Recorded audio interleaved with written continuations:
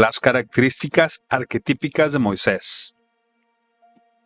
Las características de la vida de Moisés tienen parecidos, tan similares a un cuento egipcio que se llama Sinué, el egipcio, que es más antiguo que la historia de Moisés. O sea, es una literatura egipcia escrita en un idioma antiguo egipcio. Muchos de nuestros telespectadores habrán leído Sinué el egipcio, ¿verdad? Sí. Una literatura que tenemos hoy en nuestras librerías. Claro, viendo al Sinué, ese Sinué, háblame, ¿ya existía en el antiguo Egipto? Tenemos un cuento, una historia de un personaje muy importante, un príncipe de la corte real, que el título de esta obra pues es precisamente este, Sinué el egipcio, ¿no? Y entonces este Sinué el egipcio, escrito hace pues 4000 años, o sea que es un texto del 2000, 2100 antes del hecho cristiano. Es un texto, pues se dice incluso que es uno de los primeros textos psicológicos. ¿Por qué? Porque se trata de un príncipe que está en la corte real y en aquel momento en que se muere el faraón, él no está presente en la corte, pero teme pues lo que va a pasar allí en la corte, y entonces huye y se va pues a vivir con los beduinos, etc.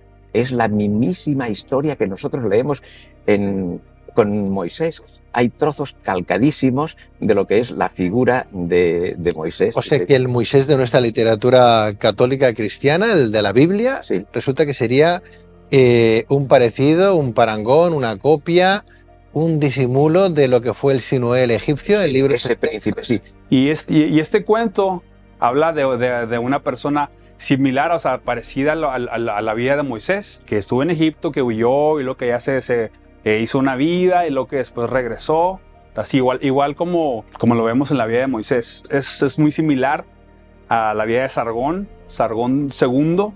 Si lees este cuento, te das cuenta que hay similitudes. En el Antiguo Testamento, ese personaje no está hecho solamente de una fuente literaria, sino que utilizan otras cosas que podrían ser históricas, pero que no le corresponden a él como personaje. Que hoy sabemos también que todo es posterior al reino de Josías del año 600 y tal. O sea que todo el Antiguo Testamento está escrito después del año menos 600.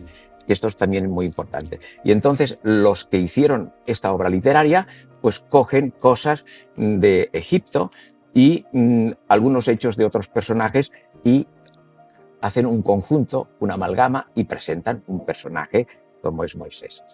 Digamos que la historia de Moisés está obviamente copiada de otros cuentos egipcios más antiguos. Y ahí están los nombres para que lo busques. Es Sargón número 2 o Sargón II y Sinué el egipcio. Hay también otro cuento que es Rómulo y Remo, que son dos gemelos, y este cuento está un poquito más fantasioso, pero también trae algunas características similares a las de Moisés. Los nuevos historiadores están llegando a la conclusión que probablemente Moisés pues no existió, es un invento literario, es un personaje extraído de algunos otros cuentos para presentar un personaje y ponerlo ahí en el cuento bíblico. En la parte donde la Biblia habla de que Josías y de que se encontró el libro de la ley y lo que lo abrió y que se dio cuenta que el pueblo estaba viviendo muy apartado y que empezó a hacer una limpieza según se cree que probablemente en ese momento cuando Josías, que en realidad era un niño, le muestran que se encontró el libro de la ley, fue ahí cuando esos sacerdotes escribieron o redactaron o inventaron, o como le quieras llamar, los libros del Antiguo Testamento o la Torá. Yo sé que te parecerá así como que una locura o que no es cierto, esas son mentiras del diablo y son filosofías. Porque cuando hablo con cristianos así de cosas así, de volada me sacan, no, es que son filosofías. No, o sea, simplemente son descubrimientos que están saliendo, que están surgiendo. Como te digo, los estoy tocando así muy, muy suavemente, no estamos profundizando. Si tú quieres, lo podemos hacer, podemos profundizar más. Pero lo que está sucediendo es esto, que se está descubriendo el Antiguo Testamento como el Nuevo Testamento. Es una obra literaria.